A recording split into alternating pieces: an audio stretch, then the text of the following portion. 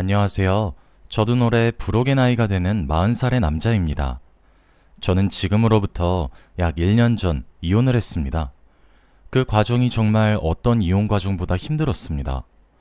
제게 이렇게 말도 안 되는 일이 어떻게 일어날 수 있는지 의아했어요.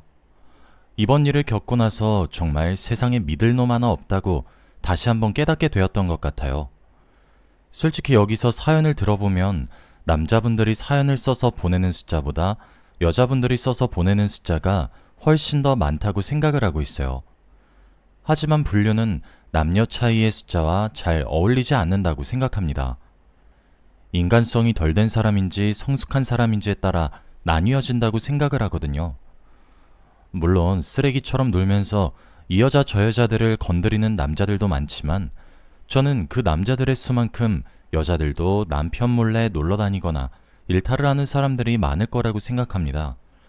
마치 제 아내가 제게 몰래 그렇게 행동했던 것처럼 말이죠. 이번에 처음으로 이렇게 글로 제 이야기를 한번 풀어보게 되었는데 서툴 수 있지만 예쁘게 봐주시길 부탁드립니다. 저는 결혼을 하면 제 생활이 조금이라도 더 윤택해지고 더 나아질 줄 알았습니다. 저는 가정을 빨리 꾸려서 아이도 낳고 오순도순 행복하게 사는 것이 꿈이었거든요.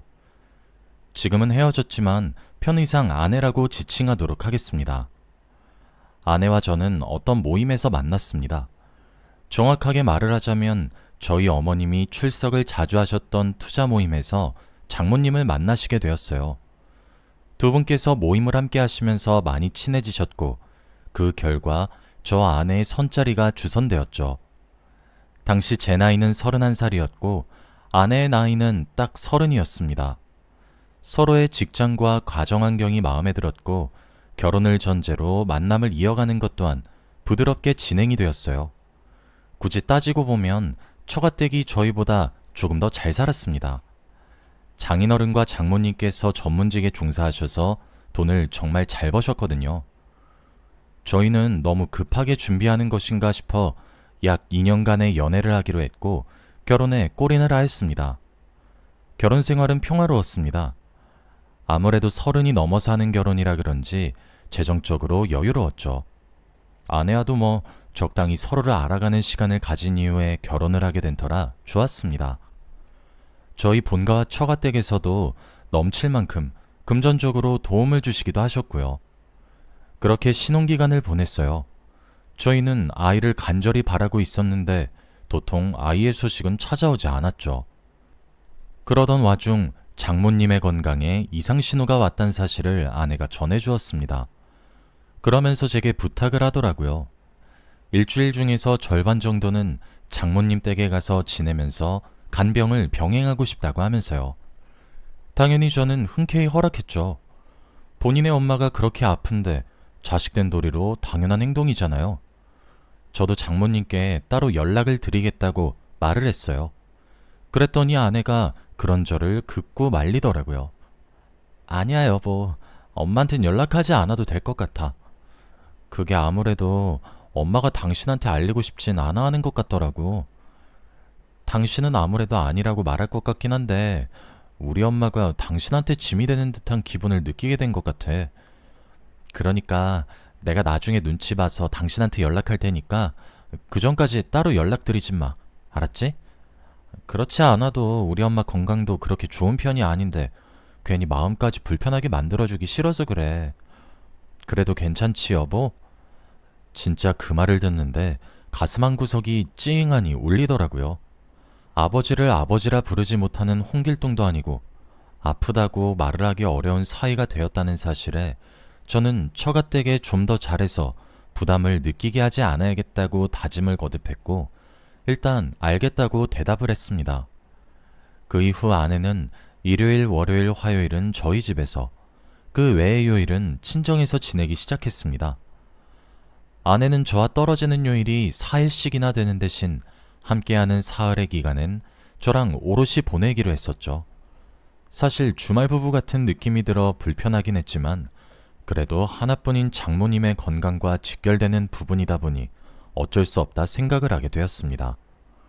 그렇게 반년을 지냈습니다.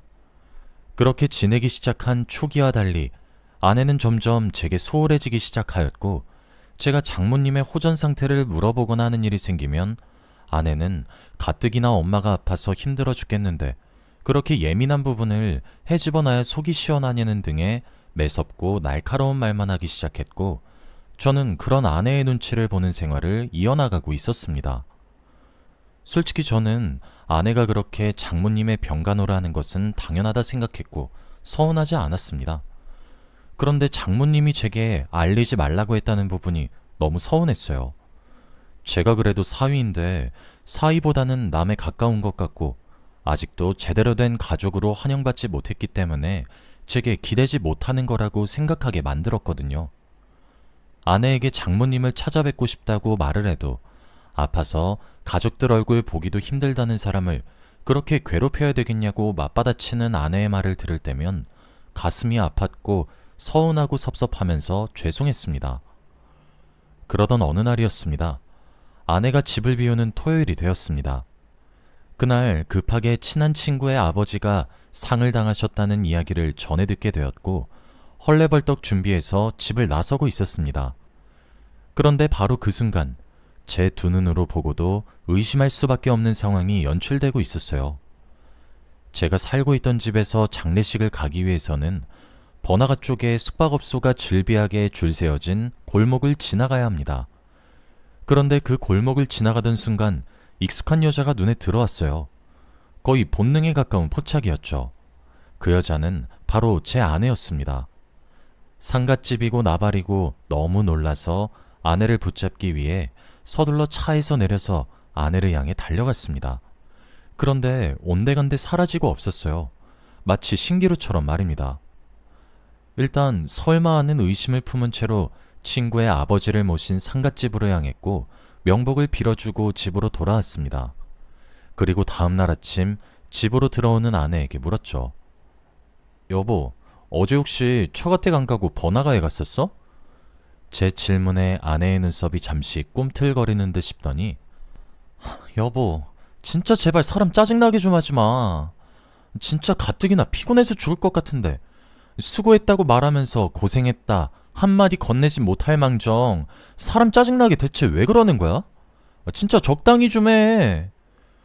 불같이 예민하게 화를 내는 아내의 태도를 보면서 저는 본능적으로 수상함을 감지했습니다. 평소와 별 다를 바 없이 예민하기는 했지만 뭔가 모션이 더욱 크게 느껴졌었거든요. 여자의 직감은 무시하지 못한다는 우스갯소리가 있죠. 남자의 직감도 마찬가지입니다. 동물적이고 본능적인 감각에 가까운 거죠. 아무런 티도 내지 않고 미안하다고 사과를 하며 아내를 대충 달랜 후 아내가 장모님을 간병하러 가는 수요일을 기다렸습니다. 그리고 저는 수요일에 퇴근을 하며 처가댁을 찾아갔어요. 띵동 누른 초인종 소리에 장서방, 이게 얼마만인가? 왜 그동안 연락도 없더니 무슨 일이야? 하면서 버선발로 저를 맞아주신 장모님의 얼굴엔 병색이 전혀 보이지 않았습니다. 이런 말을 해도 될지는 모르겠지만 저는 장모님이 정말 많이 아프길 바랬습니다.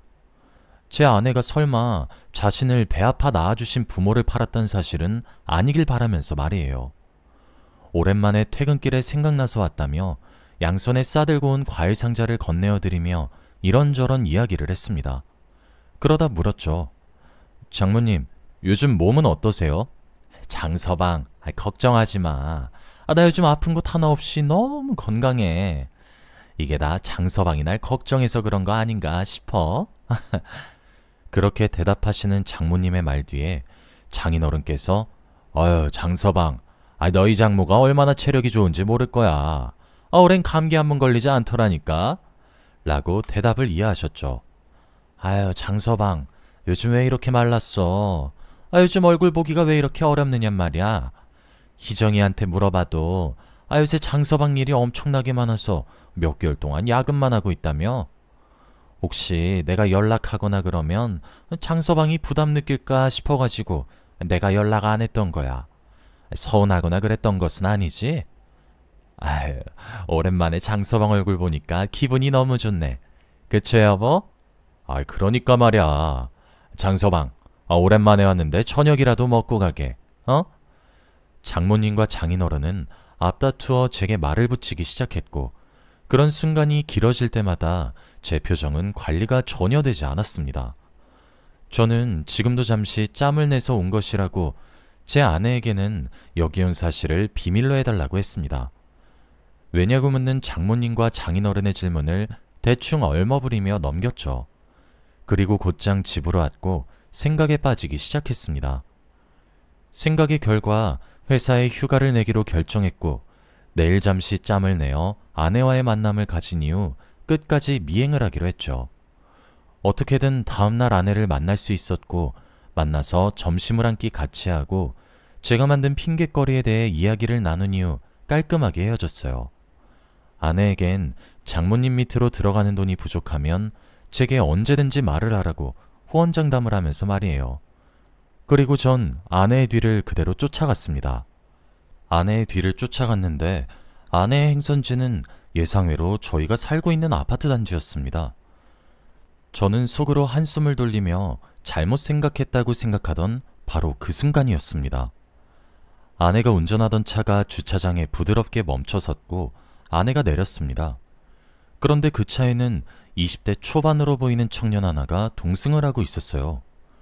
아마 제가 아내의 뒤를 쫓기까지 조금의 시간이 걸렸던 그 사이에 동승을 했나 보더라고요.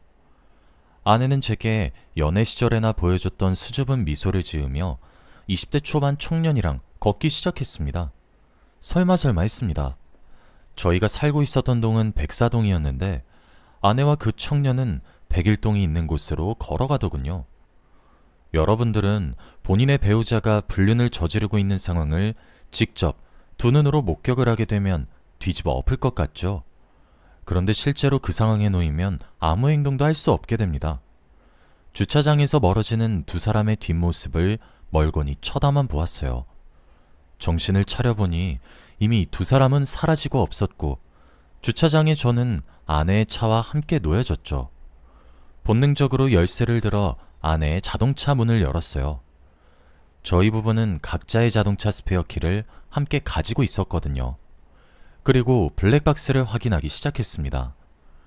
매우 불행하게도 제가 확인을 하게 된 그 영상 속에서는 믿기 힘든 일들이 벌어지고 있었습니다. 블랙박스는 최대 2주 정도의 데이터를 가지고 있었습니다. 그리고 그 기간은 아내의 불륜을 확인하는 데 부족함이 없는 기간이었어요. 아내의 자동차에 있으면 제가 이성을 잃을 것만 같아 집으로 블랙박스 영상을 들고 올라갔습니다. 그리고 모든 영상을 하나씩 재생하기로 했어요. 영상만 봐도 무슨 일을 저지르고 있는지 알겠더군요. 이건 영상을 보고 난 이후 제가 따로 알아본 사실인데 아내는 아내의 명의로 새로운 아파트를 하나 구했더군요. 저와 같은 단지에 동만 다른 곳으로 말이에요. 그리고 제게는 장모님의 건강이 위독하다는 말이 되지 않는 핑계를 댔고 처가댁에는 제 일이 너무 바빠서 야근에 치여 살아서 연락을 자주 하지 못한다는 핑계를 대면서 불륜을 저지르고 있었던 거였습니다. 문득 서재에 있는 컴퓨터에 아내의 공인인증서가 저장되어 있다는 사실이 생각나더라고요. 저는 컴퓨터를 켜서 아내의 공인인증서로 로그인을 했습니다. 그 결과 매달 300만 원씩 강찬영이라는 사람의 계좌로 돈을 보내오고 있었더군요. 그날은 뜬 눈으로 밤을 지새우면서 이 일을 어떻게 헤쳐나가야 하는 건지 전 정말 모르겠더군요. 그리고 그 시간은 짧은 시간이었지만 제가 결정을 내리기까지 충분한 시간이었습니다. 저는 위로 누나가 한 명 있어요. 적으로 만나면 정말 힘들겠지만 제 편일 때는 세상 그 누구보다 든든한 사람인 누나죠. 저는 누나에게 만나자고 요청했고 누나를 만나 모든 이야기의 전말을 말해주었습니다. 당연히 누나는 분노했습니다. 저의 누나의 절친인 미연이 누나가 있는데 그 누나가 이혼 전문 변호사입니다. 저도 어린 시절부터 미연이 누나를 알고 지냈어가지고 저와도 친한 사이인 편이죠. 누나는 바로 미연이 누나에게 이 사실을 알리고 이혼 소송을 준비하자고 얘기를 했고 저도 알겠다고 했습니다. 솔직히 정말 아내가 단 한순간의 바람이었다면 실수였다고 합리화하면서 넘어갔을 것 같기도 합니다. 그런데 나이도 한참 어린 20대 초반의 어린 남자한테 빠져 가정을 등한시하고 제 부모를 팔아가면서 거짓말을 일삼고, 그리고 무엇보다 같은 브랜드 같은 단지의 아파트를 구매해서 두 집 살림을 하고 있었다는 사실 하나가 정말 너무나도 용서가 되질 않았습니다.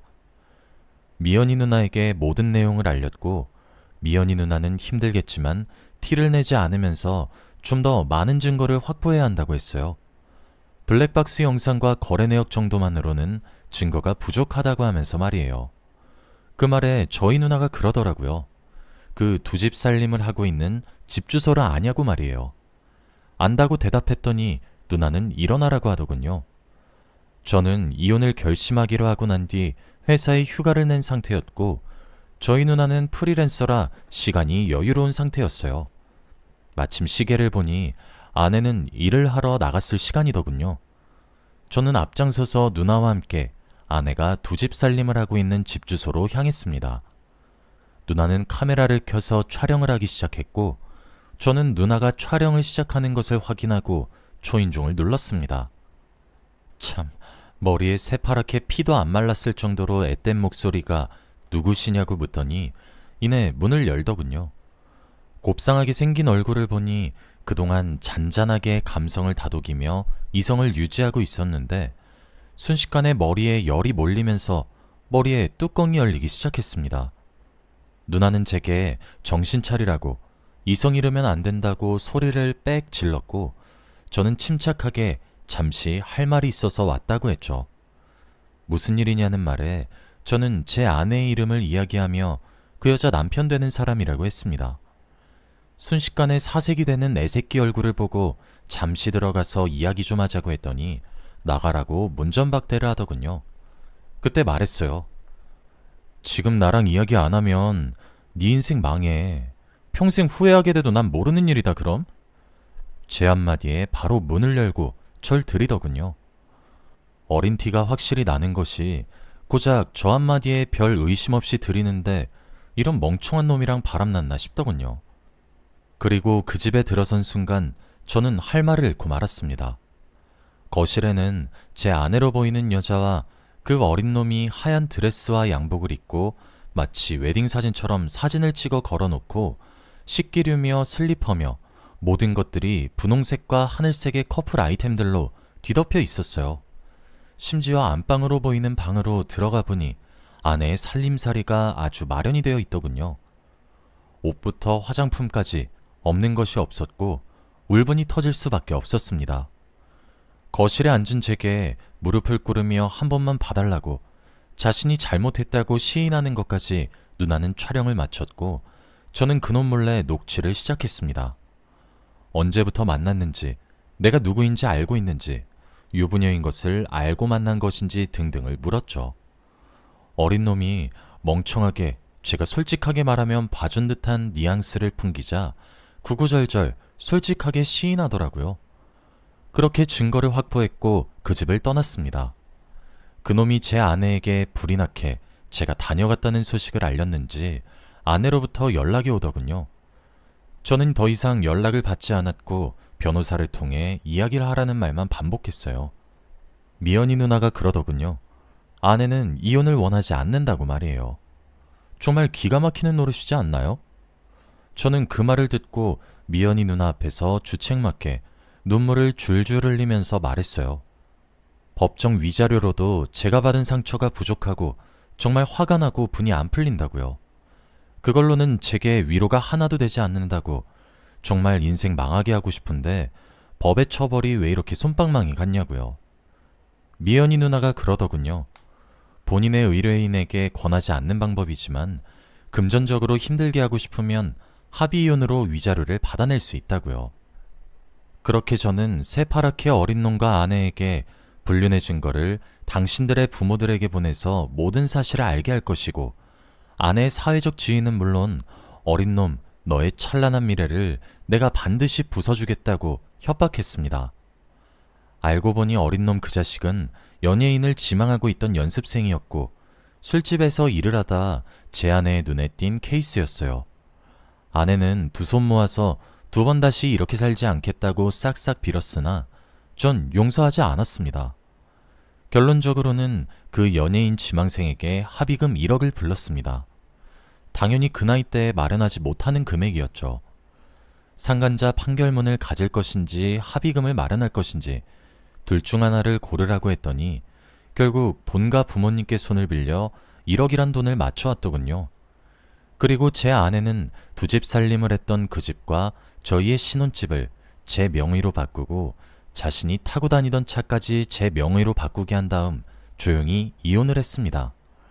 처가댁에는 아내가 성격 차이로 이혼을 했다고 뭐 알아서 둘러댔겠거니 싶었습니다.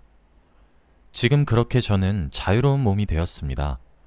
세상을 살아가면서 이제 제가 또다시 사람을 믿을 수 있을지 모르겠어요. 저는 지금이 되어서야 겨우 모든 정리를 할 수 있었고 상처를 털어내게 되었습니다. 여러분들도 항상 조심하도록 하시길 바라며 이 글을 마치겠습니다. 제가 인생의 제 2막을 다시 잘 살아갈 수 있도록 응원해 주시길 바래요.